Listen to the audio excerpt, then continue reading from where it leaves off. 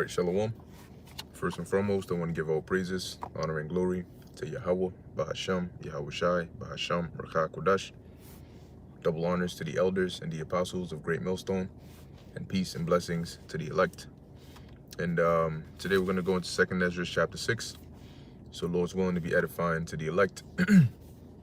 And pretty much in this chapter, you have is like a continuation of the previous chapter, where Ezra is basically asking, he was basically asking for the rest of the tokens that were showed him in the previous chapter, and then he the angel basically comes back and shows him a little bit more, and then so on and so forth. So let's get into it. This is 2nd Ezra chapter 6, verse 1.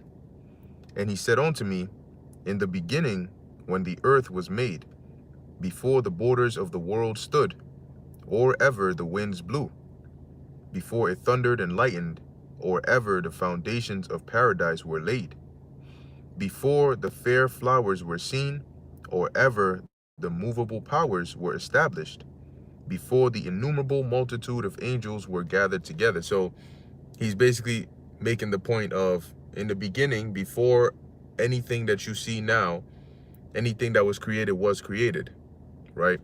Before the movable powers were established, before the innumerable multitude of angels were gathered together. So even prior to the angels, it says, or ever the heights of the air were lifted up, before the measures of the firmament were named, or ever the chimneys of Sion were hot, meaning the foundation of Sion was laid. So basically, these are all things that happened after the Most High had basically decided to begin creation. So everything, when it talks about the earth being made, the borders of the world standing, the winds blowing, the thundering and lightning, these are all things that were created. They came about during the creation period. So the angels making the point that before all of these things happened, before even the angels came, all right, or were created, it says,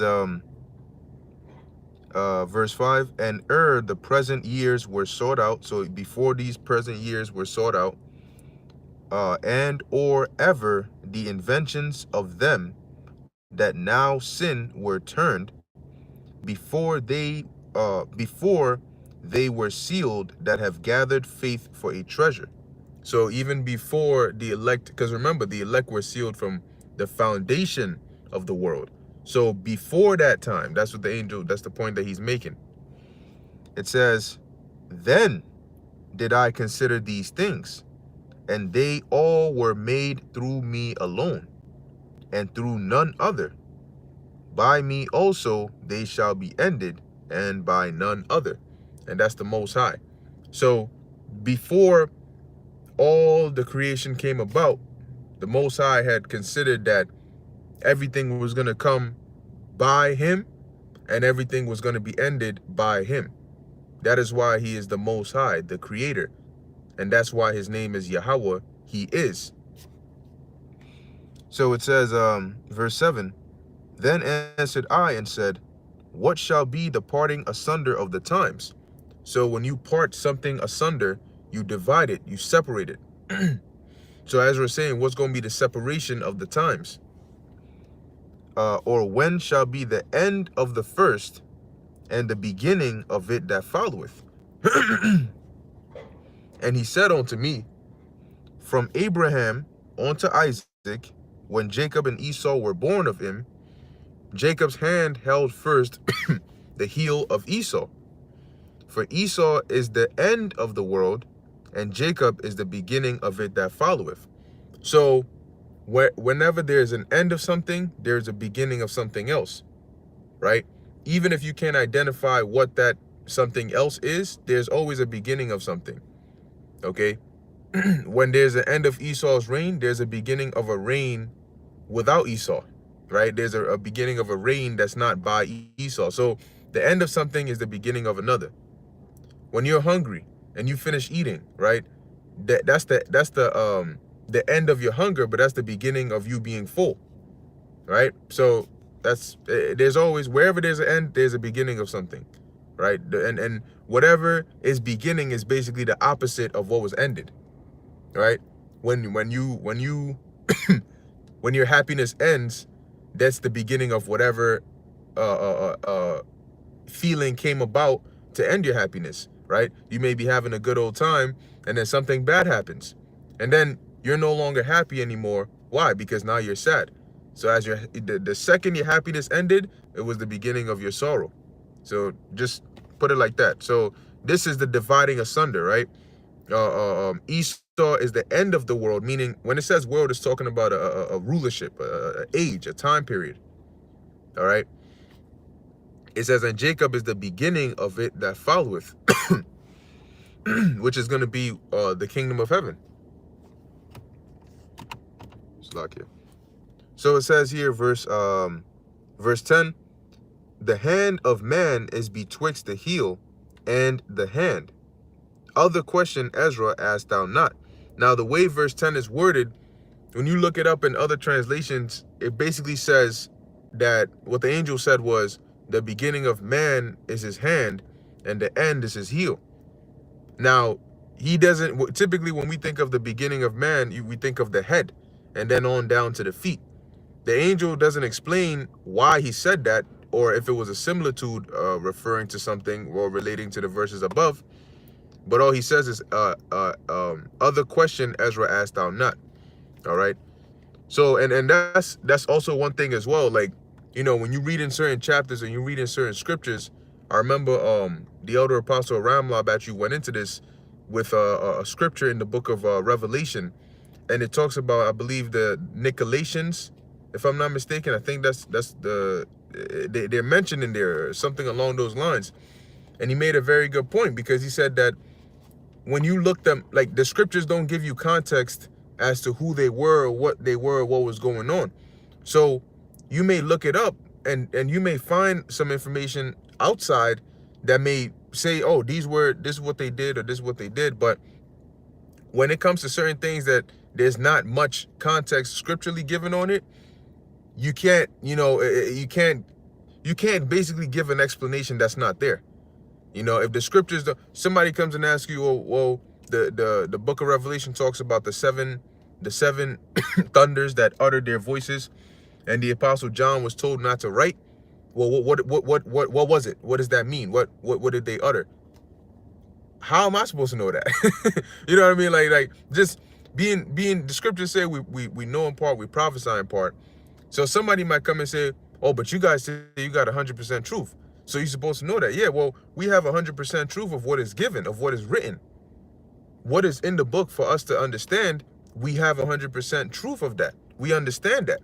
But if it's not given to us within the scriptures, if it's not, like it said, the voices that John shouldn't write down, we're not going to know that, because it wasn't written. It's not in the book,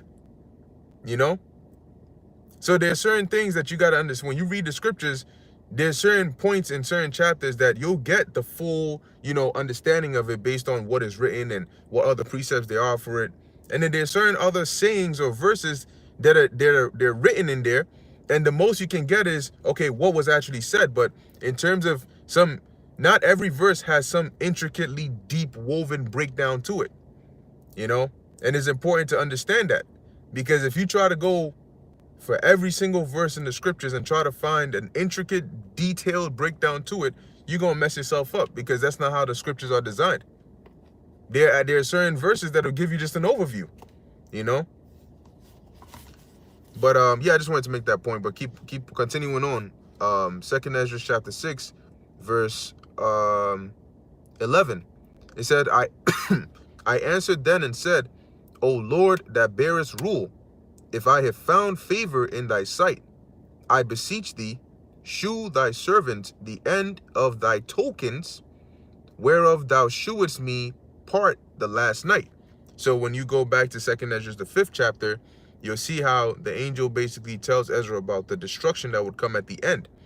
Those were the tokens that he showed Ezra, or Esdras. And so right here, Esdras is asking for the rest of that. He's asking, as it says, show thy servant the end of thy tokens. You show me a part of it, but show me the rest. It says, where we at? Whereof thou shewest me part the last night. So he answered and said unto me, stand up upon thy feet, and hear a mighty sounding voice, and it shall be as it were a great motion, but the place where thou standest shall not be moved. Yeah, and like the elder apostle Tahar brought out, during the street speaking, that this was basically referring to a chariot, which was that mighty motion, because when he looked up, the giant thing that would be moving would be the chariot, but where he's standing wouldn't be moving. All right, he would see it moving, but he wouldn't be moving, and that sound would be coming from the sound system of the chariot. All right. So carrying on, it says, verse 13 again. So he answered and said unto me, stand upon thy feet, and hear a mighty sounding voice, and it shall be, because remember that when the Revelation 18, when the Lord comes back, there's going to be a shout, there's going to be a cry, a calling, come out of her, my people, right? And there's going to be trumpets and all of that. So we're going to hear sounds, but where do you think those sounds are going to come from? So it says, going on, and therefore when it speaketh, be not afraid, for the word is of the end, and the foundation of the earth is understood. So basically what you're going to hear is pertaining to the end days, not now. All right. And the foundation of the earth is understood, because this is how it's been set up. So don't bug out when you hear the word that's going to come out of this sound. So it says, verse 16, and why?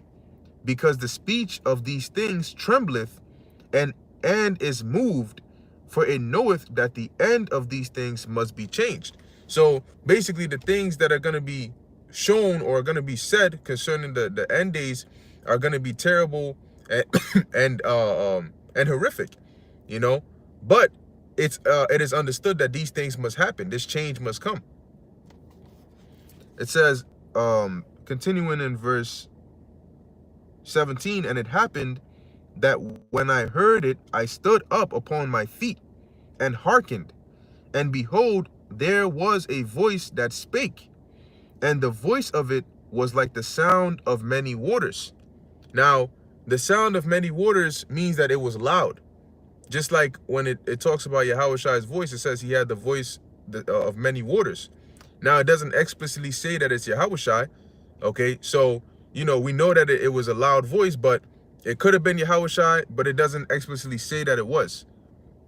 But going on, it says that, verse 19, now, from the way it's speaking in verse 19, you could think that it's Yahushai, right? Because it says here, I will begin to make inquisition, verse 18, and it said, behold, the days come that I will begin to draw nigh, and to visit them that dwell upon the earth, and will begin to make inquisition of them, what they be that have hurt unjustly with their unrighteousness, and when the affliction of Sion shall be fulfilled. So I'm not going to say that it is Yahushai, because it doesn't explicitly say that, but from what it says, we know that this was a voice that came, and it was a loud voice, and this is what the voice said. Okay, so it says, so repeating again what the voice said, and behold, the days come that I will begin to draw nigh, and to visit them that dwell upon the earth. So around what time is that going to be? Well, let's go real quick to the book of 2nd Esdras chapter 9, verse 1.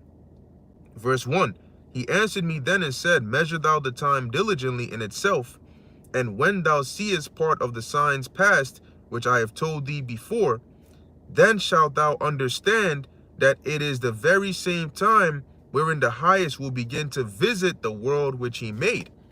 So when the Lord begins, back in 2nd Esdras 6 and 18, behold, the days come that I will begin to draw nigh, and to visit them that dwell upon the earth. That tells you that this is talking about the last days. That's why in the verses above, the angel told Ezra, don't fear, this is referring to the end. It says, verse 19, and will begin to make inquisition of them, what they be that have hurt unjustly with their unrighteousness, and when the affliction of Zion shall be fulfilled. So this is when The judgment is going to come for those that have been wicked. The Esau's kingdom is going to go down. Him and the other nations are going to go into captivity, and Israel is going to be delivered and restored. It says because that's what's going to happen at the fulfillment of our affliction. We're going to be changed. We're going to be delivered. We're no longer going to have to suffer the curses anymore. It goes on to read verse 20, and when the world that shall begin to vanish away shall be finished, then will I shew these tokens, the books, and so that's talking about in these days. It says, verse 20, continuing, the books shall be opened before the firmament, and they shall see all together. So what that means is the books, being the scriptures, is going to be opened, meaning that the understanding of the scriptures is going to be given before the firmament, which is, it can be in line with Psalms 19, right? Going into the firmament, and the heavens declare his handiwork. Because, for example, right now I'm reading through the book of 2nd Esdras, going through a breakdown, but everybody that's watching this video is able to see and hear what I'm saying because of what? The satellites that are in the firmament, okay, that transmit or broadcast this signal to all the different receivers, whether it's a laptop or a phone or a computer or whatever the case is. And you can hear this, and you can see, and you can understand, right? So how, like it says here, and they shall see all together. How are they going to see all together? By way of this internet, this broadcast. So it says, and the children of a year old shall speak with their voices. The women with child shall bring forth untimely children of 3 or 4 months old, and they shall live and be raised up. Now, the children of a year old shall speak with their voices is literal, meaning that you're going to have these children that are going to start speaking at an earlier age, you know, some within that 1 year period. Okay. It says now they call them demic babies, because I can't say the full word, but it says but it doesn't mean that if a child, you know, speaks at that age that they're a demic baby. I'm just saying that, you know, nowadays that's what they call them. But it says here, right, and the children of a year old shall speak with their voices, and women shall and the woman with child shall bring forth untimely children of 3 or 4 months old, so a premature birth, and they shall live and be raised up. Yeah, because today you have technology that allows a child that is born prematurely to still survive by simulating the womb outside of the womb, you know, and being able to still provide those conditions as if the baby was, you know, either in the womb or, you know, whatever nurture or condition the baby needs to be able to still survive, though it was born prematurely. And that's possible now because of the technology. So that's why it says, and they shall live and be raised up. Verse 22, and suddenly shall the sown places appear unsown, and the full storehouses shall be found empty. So the sown places, when you sow something, you plant it, okay? But this is representing famines, okay? Because as it goes on to tell you, the full storehouses shall suddenly be found empty, meaning that food, there's going to be, all the food is going to be getting wiped out, you know? That's why they're warning now of a global famine that's coming. You're hearing of all of these food plants, you know, factories and all that being destroyed. So soon it's gonna get to the point where you're gonna go to these stores and heareth he shall be suddenly afraid. Yeah, that's gonna be the sounds, the alarm sounds, what they call that, the emergency broadcast system sounds, all of these alerts going out because of the chaos that's going on. And when people hear that, they're gonna be afraid. It says, verse 24, at that time shall friends fight one against another like enemies, and which was also spoken of in 2nd Esdras, the 5th chapter. Why is that? Because of the desperate conditions they're going to be put in. Okay? Remember that at the end of the day, this world teaches people to be selfish and to be for themselves. So, let me make sure this is not overheating. So when it gets to the point where things get hard and it's either between you or your friend, friends are gonna turn on each other. Like for those who've watched The Walking Dead, you notice in the beginning you had Rick and I believe the other guy's name was Shane, and they were like, super close. But as things went on, they turned on each other. Eventually, it got to the point where, one of them had to die. These guys were like close. But it says because you also got to think about it that the scriptures say a friend cannot be known in adversity, and roughly paraphrasing, because people's true colors show when hard times hit.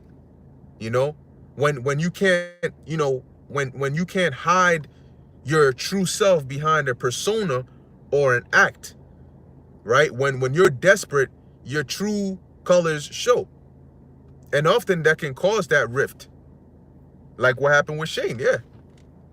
So it says here, and the earth shall stand in fear with those that dwell therein, because of all the calamities that are going to be coming upon the earth. The springs of the fountain shall stand still, and in 3 hours they shall not run, which is talking about the different droughts. You're going to have droughts, okay? Lack of water. And that's why it tells you that in Revelation, the 8th chapter, that when the waters became wormwood, basically you're going to have people drinking of that and dying. Why? Because they're going to be so desperate, there's going to be no water. That they'll be willing to drink that. It says, verse 25, and whosoever remaineth of all these that I have told thee shall escape, and shall see my salvation and the end of your world. And that's the elect. And the men that are received shall see it, who have not tasted death from their birth. Which, what did Yahushua say? He said, there be some of you standing here which shall not taste of death until you see the Son of Man coming in great power. So what Yahushua said was referring to this time, that in this time you're going to have followers and believers that are not going to die from their birth up until the return of Yahushua, where they get changed. And so in essence, they're not going to die. But you will have certain of those that are going to die as martyrs for the Lord. Okay, but it says, and the heart of the inhabitants shall be changed and turned into another meaning, for evil shall be put out and deceit shall be quenched. Yeah, so that's exactly what's happening to us now. Okay, as this word is going out, and we're prophesying and we're coming back to the Lord, our heart, our mind is being changed. All right. It says for the better. And it's going to go to show you that vibration, because it says, for what? For evil shall be put out and deceit shall be quenched. As for faith, it shall flourish. Corruption shall be overcome. And the truth, which hath been so long without fruit, shall be declared. So that's what you see starting, really going back to around the 1960s, 1970s, all the way up until now. The truth, it started off, but it's been growing and flourishing, and is going to continue to do so even more. I believe in Ezekiel, the 47th chapter, if I'm not mistaken, I think that's the chapter. It talks about the waters, and then they started off at the ankles, then they reached the the knees, then the loins, then the neck, then it got to the point where it just overflew. It just it just kept on going, and those waters represented the truth. Okay. As it's growing and it's growing and it's growing. So that's why it says that it have been so long without fruit, it shall be declared. Verse 29, and when he talked with me, behold, I looked by little and little upon him before whom I stood. And these words said he unto me, I am come to shew thee the time of the night to come. If thou wilt pray yet more, and fast 7 days again, I shall tell thee greater things by day than I have heard. So, and that's why when you go into the latter chapters of Second Esdras, the visions get more intricate. They get more. He basically gets more revelations. Okay, it says verse 32: For thy voice is heard before the Most High. For the mighty hath seen thy righteous dealings. He hath seen also thy chastity, which thou hast had ever since thy youth. And therefore hath he sent me to shew thee all these things, and to say unto thee, be of good comfort and fear not. See, so because Ezra was seeking the Lord so much, so diligently, so consistently, the Lord, gave him answers.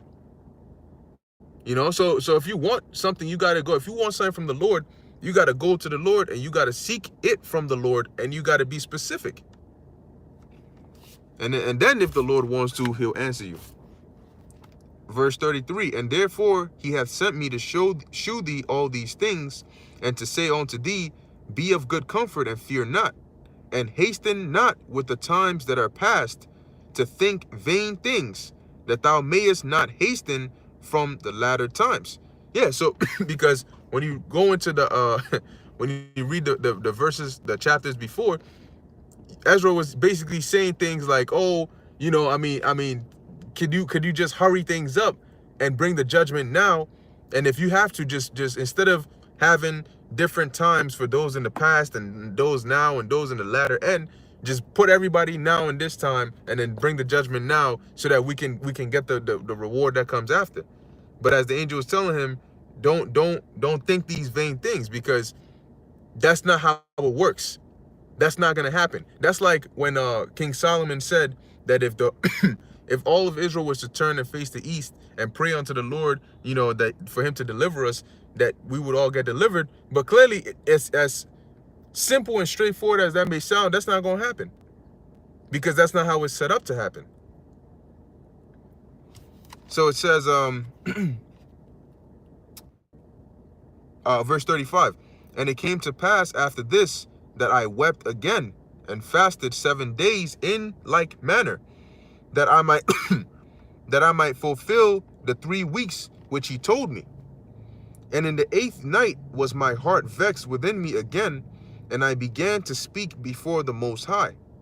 For my spirit was greatly set on fire, and my soul was in distress. And I said, O Lord, thou spakest from the beginning of the creation, even the first day, and saidest thus, let heaven and earth be made. Let heaven and earth be made, and thy word was a perfect work. And then was the spirit, and darkness and silence were on every side. The sound of man's voice was not yet formed. So there was darkness. The spirit of the Lord was there, but everything else hadn't been created. So it was just darkness. No man's voice was heard. Man wasn't created.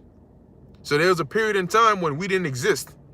Our spirits weren't created. We didn't exist. It was just the Most High. Don't come and ask me who created the Most High. So it says, where we at? Verse 40, then commandest thou a fair light to come forth of thy treasures, that thy work might appear. Upon the second, so that was when the Lord said, let there be light, when the creation started. And then the Lord, because you notice that there was light before the sun and the moon, but that was because after the Lord had created Yahushai, and then the Yahushai went on to start the creation first with the heavenly things, the spiritual things, and then the earth and everything else. It says that let there be light, and there was light before the sun and the moon, but that was because of the illumination of the elements. Okay, they basically illuminated the elements to where you could still have light, but that was before the sun and the moon were instituted as the official givers of light, day and night, the separation of light and darkness. Okay, just like how before sex was instituted, we all came from the waters. Okay. So it says, upon the second day, verse 41, thou madest the spirit of the firmament, and commandest it to part asunder, and make a division betwixt means between the waters, that the one part might go up and the other remain beneath. So you had, that's why in Genesis it says, let the firmament divide the waters from the waters. So you have Shemayim, right, pertaining to the waters, which is the heavens. You have waters up above the firmament, and then you have waters that are beneath the firmament. So the firmament is a divider. That's why when the flood came, it tells you that what? The windows of heaven were open, and then the waters came down through from there. So it goes on to say, verse 42, upon the third day thou commandest that the waters should be gathered in the seventh part of the earth. 6 parts hast thou dried up and kept them to the intent that of these some being planted of God and tilled might serve thee. Now, Salakia, I keep going back, stuttering in certain parts because the writings are very tiny in this book, so it's hard to find the spot where I left off whenever I start explaining. So just bear with me with that. But anyway, the point is that the Lord gathered, that's when Genesis it says, let the waters be gathered onto one part, and the waters they called seas, and let the dry land appear. So that's basically what's being spoken of here. And on the dry land, you had it says to the intent that of these things, some being planted of God and tilled might serve thee. So you had the dry land appear so that the things that could grow on the land would be able to come forth, okay, and do their service. Verse 43, for as soon as thy word went forth, the work was made. Right. So when the Lord gave the word, the blueprint, the commandment, the work was made. Meaning that the Yahushua and the powers went and created it. That's why the seven the 7 days of creation, right? Really the 6 days and the seventh of rest wasn't a actual a day wasn't a 24-hour period. A day was a 1,000-year period. It tells you that in the book of 2 Peter, the 3rd chapter. Okay, that one day is with the Lord as 1,000 years with us.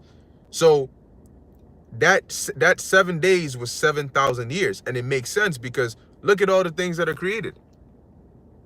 But you're gonna have somebody come up and say that because it took 7 days, that's evolution. You got evolution, and let me not. So it says, where we at? 2nd Esdras chapter 6, verse 44. For immediately there was great and innumerable fruit, and many other diverse pleasures for the taste, which are the herbs, the food that came forth from the plants that grew from the ground. It says here, and flowers of unchangeable color, and odors of wondrous smell. So, and when you go into that, it goes into how you have certain flowers that are that are coated in a certain way. The colors look a certain way that it's you basically can't imitate it. You can't copy it. You can't make an exact pattern to some of these designs that these flowers have. And in was that Matthew the 6th chapter or the 5th chapter, it tells you, getting to the latter part of the chapter, that even Solomon in all his glory was not arrayed like onto one of these, which was the lilies, because of how, when you look at some of the different colors and how the one color gradiates into another color, it's done in a way that even the best clothing maker or sewer or weaver couldn't imitate it exactly. Okay, so when it goes into the unchangeable color, when you look into other translations, it tells you how it's basically it's so specifically put together that it's unimitatable, if that's a word. It says and odors of wonderful smell. Yeah, you have certain plants that they have a beautiful scent. It says, and this was done in the 3rd day. Upon the 4th day thou commandest that the sun should shine, and the moon give her light, and the stars should be in order, and gavest them a charge to do service unto man that was to be made. So what was the service? The sun was to be the greater light in the day, the moon was to be the lesser light in the night, and the moon was to be there for signs and for seasons. It says, upon the 5th day thou settest unto the 7th part, where the waters were gathered, that it should bring forth living creatures. Then that's what we read of in the in the book of Genesis. And a part of the living creatures was man. Okay? It says fowls and fishes, and so it came to pass. Now, you have fowls and you know, certain like birds and stuff that lay eggs. And then their offspring comes from that. Now, those original fowls came from the waters. So just like how they lay you have different birds that, you know, procreate through the act of, you know, one bird unioning with another bird, right? And then the other bird, look at a chicken, for example. You know, one chicken gets on top, the other chicken, you know, does what they got to do. Then after a period of time, the chicken lays eggs. And then of the eggs come the baby chickens, right? But originally, they had to come from the waters. So just like today, you pop a woman, and then after 9 months, she brings forth a baby. Well, in the beginning, we all had to come from waters, because this was before that reproductive service was instituted. So on the 5th day, the living creatures that came forth from the waters included man. It says here, fowls and fishes, and so it came to pass. For the dumb water and without life brought forth living things at the commandment of God, that all people might praise thy wondrous works. So is man not considered a living thing? Yes, man is considered a living thing. Salakia, let me see what's going on here.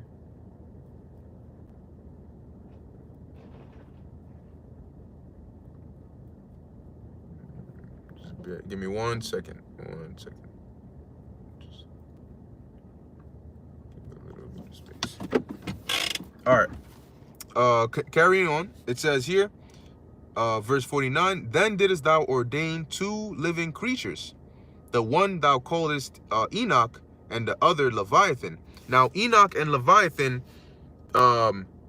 Leviathan represents the sea creatures, okay? Part, you know, and you have because you had the body, the water that was gathered, the 7th part, which was the waters, and in there, those were the creatures that were made to dwell in the ocean, okay? So that includes, when you go into the book of Genesis, it tells you how the Most High made great whales. When you actually look into that word whales, it goes into sea monsters, you know, and like Job 4, I think 40 or 41 talks about Leviathan, who is basically like a giant sea serpent that's in the water. Yeah, so in the waters you have those creatures, but on the land you have Enoch, which Enoch means learned man, and that's man. So in essence, the Lord had made man to dwell on the land, and he made Leviathan to dwell in the waters. And it's going to tell you why. It says, and didst separate the one from the other for the 7th part, namely where the water was gathered together, might not hold them both. So man and ocean creatures were not created to all dwell in the ocean. All right, it was going to be too much. So the Lord separated us by having man dwell on the land, and the ocean creatures, the sea creatures, Leviathan, dwell in the water. So it says, verse 51, unto Enoch thou gavest 1 part, which was dried up the 3rd day, which is the land, that he should dwell in the same part wherein are 1,000 hills, which is just talking about land, on the parts, the 6 parts of land. It says, but unto Leviathan thou gavest the 7th part, namely the moist, which is the waters, and hast kept him to be devoured of whom thou wilt and when. Okay? And now, you know, ultimately, whether the Leviathan that we read about in the book of Job, you know, whether we're going to see him in Jacob's trouble, whether maybe they're going to shoot a missile into the water and that's going to wake him up or whatnot, we got to wait and see. But it talks about a time like never before. So let's wait and see. Verse 53, it says, upon the 6th day thou gavest commandment unto the earth, that before thee it should bring forth beasts, cattle, and creeping things. And after these, Adam also, whom thou madest Lord of all thy creatures, of whom come we all, and the people also whom thou hast chosen. Right? So of Adam, we all come, and also those that the Lord has chosen. So oh, well, yeah, we all come from Adam. Yeah, but there's a separation between the chosen line and everybody else. When you look at Peleg and Joktan, they were brothers, right? Joktan and his descendants also come from Adam, but the chosen line went through Peleg, or Palag, which is divide or division. Verse 55, all this have I spoken before thee, O Lord, because thou madest the world for our sake. So he's saying, well, Lord, I said all this to say that you made the world for us. Verse 56, as for the other people, which also come from Adam, thou hast said that they are nothing, but be like unto spittle, which is spit. That's their worth, right? When you spit, you're not going to have second thoughts and come back and think upon that spit. No. It says, and has likened the abundance of them unto a drop that falleth from a vessel. So that's the weight that they hold in the eyes of the Lord. If you have a bucket, right, that you fill with water, and you go in and a little drop falls from that bucket, you're not concerned or worried about that drop. What you're concerned about is the majority of the water that's in the bucket. So that's what the Lord likened the significance of these other nations onto. It says, verse 57, and now, O Lord, behold, these heathen, which have ever been reputed as nothing, have begun to be lords over us and to devour us. But we, thy people, whom thou hast called thy firstborn, thy only begotten and thy fervent lover, are given into their hands. If the world now be made for our sakes, why do we not possess an inheritance with the world? How long shall this endure? So at the end, Ezra comes back to his main point, which is, why is it that we are suffering under these heathens? Okay? Why are we suffering under these heathens who, Lord, you said are basically nothing in your sight? They're insignificant, and we are your chosen people, and the world was made for our sakes, so why are they lords over us? And why are we under them? Which is pretty much the same thing he said in the 5th chapter and the chapters before that. All right. And yeah, that's pretty much it for the book of 2nd Esdras chapter 6. Yep. So, Lord willing, that was edifying unto the elect. Oh, shalom, shalom, Yahweh B'Shem Yahushai Brakatham, to all you sincere listeners. And in closing, I want to give all praises, honor, and glory to Yahweh B'Hashem, Yahweh Shai, B'Hashem, Rakha Kodesh. Until next time, shalom.